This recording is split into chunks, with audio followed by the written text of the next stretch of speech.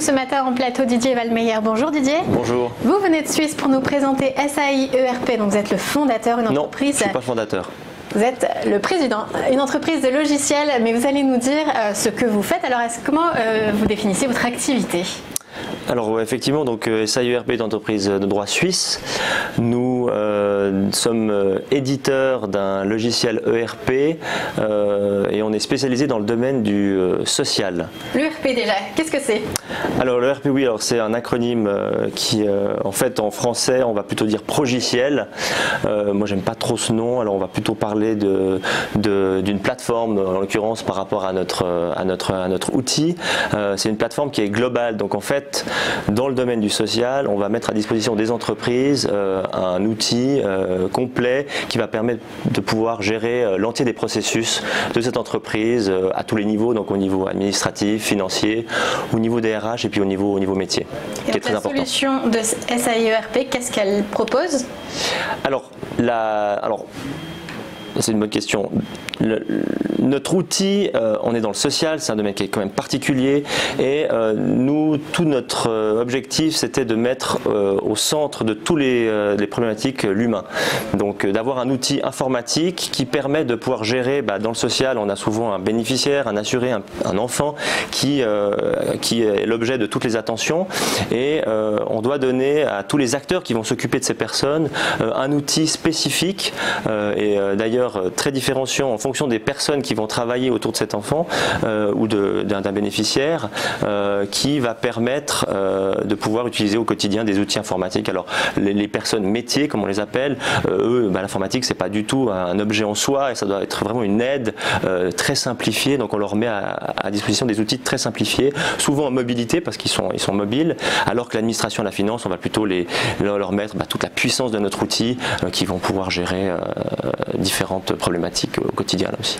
Et oui, qui est concerné comme client final justement ? Donc on a trois domaines dans le domaine du social. Le premier domaine, alors en France on appelle ça le médico-social. Le médico-social, c'est des institutions qui s'occupent des personnes en situation de handicap. On a un deuxième domaine d'activité qui est la formation et la réinsertion professionnelle. Et puis un troisième domaine qui est la petite enfance, qui est un domaine en pleine expansion au niveau digital. Donc ce sont des organismes privés ? Alors pas tout le temps, c'est parfois le cas à travers des fondations, des associations, mais la plupart du temps c'est aussi des organismes qui dépendent de l'État. En tout cas les tiers payants sont souvent des organismes étatiques. Alors quelle est la concurrence justement dans ce domaine ? En quoi est-ce que vous vous démarquez ? Alors, la concurrence, alors c'est clair qu'elle existe. Bon, je vais parler pour la Suisse. On a deux types de concurrents. On a un concurrent qui est présent depuis un certain temps sur le marché, mais qui a un outil qui est en désuétude. Donc là, on a une forte proportion à pouvoir gagner des pitchs quand on est face à ce genre d'entreprise. Puis de l'autre côté, on a des concurrents qui sont alors bien inscrits avec leur logiciel au niveau de la modernité, au même titre que nous. Par contre, ils n'ont pas cette vision globale comme on peut l'avoir, nous, cette vision intégrée avec notre plateforme. Et ça, c'est très différenciant et c'est très bon pour nous quand on est aussi en concours face à ce genre d'entreprise parce qu'ils ne peuvent pas proposer l'entier des prestations. Et la vision globale et intégrée, justement, ça se définit comment ? Alors la vision globale intégrée, en fait, pour délivrer un outil où on met l'humain au centre des préoccupations, on a, je dirais, trois critères principaux. C'est évidemment d'avoir un outil global intégré, d'avoir un outil collaboratif, c'est simple de le dire mais pas évident à le mettre en place. Tout le monde peut contribuer ? C'est-à-dire que tout le monde doit contribuer, tout le monde va avoir une implication dans l'alimentation de la base de données qui va ensuite être prise par d'autres individus, d'autres personnes, d'autres acteurs. Et voilà, c'est une sorte de cercle vertueux qui permet justement de créer de l'efficacité et de l'efficience. Et puis j'ai un troisième point qui est extrêmement fondamental chez nous, c'est que notre outil est paramétrable. On a un outil informatique qui n'est pas du tout figé, qui permet justement de faire, à travers de la paramétrisation, d'aller très très loin dans les besoins spécifiques de nos clients. Parce qu'on peut avoir deux clients qui ont les mêmes fonctions, les mêmes problématiques, mais à travers leur culture d'entreprise, à travers leurs règles, etc., ils auront besoin ils auront des problématiques différentes que leurs collègues. Alors vous venez de Suisse, mais l'entreprise veut de plus en plus se tourner vers le marché français. Alors pourquoi venir en France? Alors la France a plusieurs atouts. Déjà, la notion de social est très importante en France. Ça, c'est une première chose. Mais je dirais qu'on partage la même langue. C'est plus compliqué d'aller faire du business en Suisse allemande que de la faire en France. Par contre, on ne souhaite pas aller sur le marché de manière directe. Notre entreprise n'est pas suffisamment grande pour s'établir en France en direct. Donc, on a aujourd'hui sélectionné un certain nombre de partenaires qui répondent à certains critères. Évidemment, le premier critère, c'est le métier. Il faut connaître le métier pour pouvoir diffuser notre outil. Et puis, on va s'adresser à des éditeurs qui ont des logiciels qui, justement, sont en train de tomber en désuétude. Ce serait trop risqué pour eux de recommencer de zéro et à recoder leur outil. Donc, ils préfèrent utiliser notre outil. Et puis, des intégrateurs qui, eux, ont ce savoir-faire d'aller intégrer des outils différenciés chez des clients.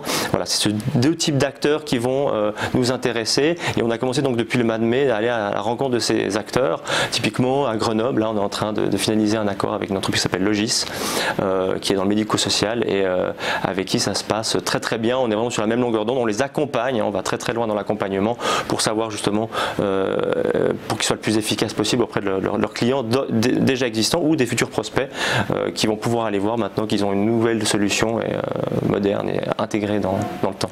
Donc vous leur vendez votre logiciel en fait, mais est-ce que vous pouvez tout gérer de Suisse ou est-ce qu'il y a des choses à adapter? Par exemple, je pense à la législation française qui est particulière. C'est aussi pour ça qu'on va aller s'associer avec des éditeurs, des intégrateurs. C'est parce que il faut savoir qu'en Suisse, c'est un canton fédéral, donc on a 26 cantons, on a autant de législation que de cantons, voire même que de communes. Donc on est dans la décentralisation à tout va. Et donc ça, c'est aussi intégré du coup dans notre culture de logiciel. Donc notre outil est adapté pour finalement tout environnement culturel quel qu'il soit. La France a un environnement culturel, par contre, c'est pas notre environnement. Donc en s'appuyant sur les éditeurs et les intégrateurs, eh bien, on facilite encore une fois la pénétration de notre logiciel. Donc c'est un partenariat pour être adaptable. Voilà. La révolution numérique, qu'est-ce que ça implique dans votre métier? Alors, elle implique beaucoup de choses positives, puisque comme je vous l'ai dit au début, on a des acteurs sur le marché qui sont vieillissants, qui n'ont pas réussi à se réadapter. Donc clairement pour nous, la transition numérique, c'est un gros mot, elle est très avantageuse puisqu'on arrive, c'est notre tour, avec un outil adapté au marché.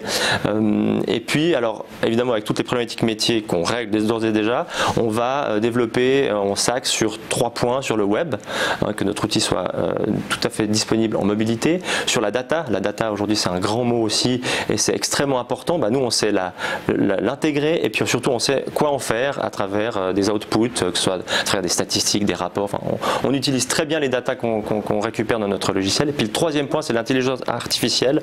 Peut-être dernier exemple, c'est sur la planification. La planification est un environnement très complexe chez nous dans le domaine du social et notamment dans la petite enfance. On arrive à faire de la prédiction sur le futur en comparant en fait le contrat théorique d'un parent qui va venir pendant une certaine durée et la réalité c'est qu'un parent ne va pas amener son enfant tous les jours à 7h du matin, il ne va pas aller le chercher tous les soirs à 18h. Et en fait en comparant ces deux données, on va pouvoir faire de la prédiction sur le futur pour encore une fois créer de l'efficience en termes de ressources humaines à intégrer dans les groupes au quotidien. Est-ce que vous avez des projets liés à ces nouvelles technologies? Donc vous avez cité l'appel de la petite enfance. Alors oui, c'est plus qu'un projet, c'est déjà le cas. C'est un outil qui tourne et qui est utilisé par nos clients à travers un module qui est le module de planification notamment, qui fait partie d'une vingtaine de modules qu'on propose et qu'on met à disposition de nos clients aujourd'hui. Merci beaucoup Didier Wallmeyer. Je vous en prie. Vous êtes président de SAI ERP.